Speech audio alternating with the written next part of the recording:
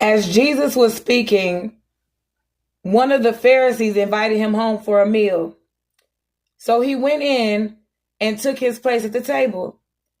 His host was amazed to see that he sat down to eat without first performing a hand-washing ceremony required by Jewish custom.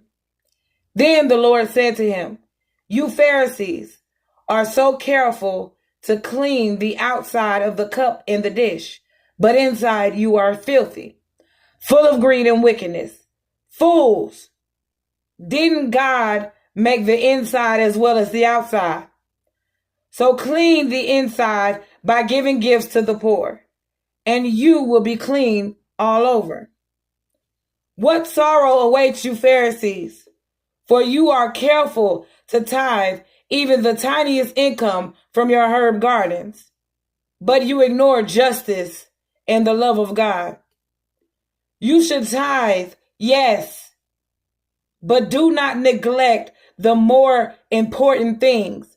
What sorrow awaits you, Pharisees?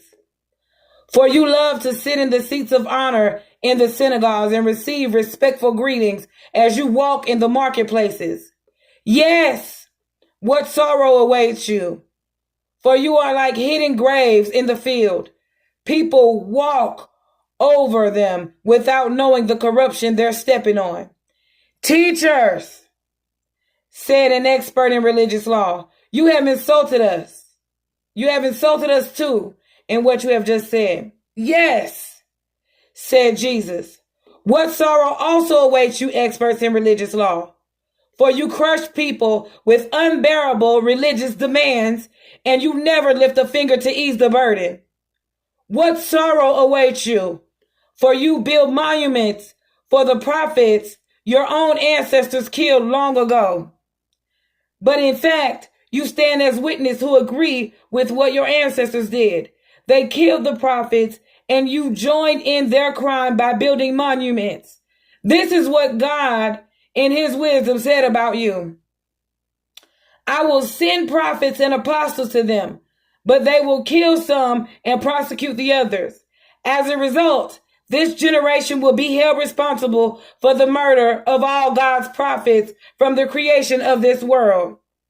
From the murder of Abel to the murder of Zechariah, who was killed between the altar and the sanctuary. Yes, it will certainly be charges against this generation.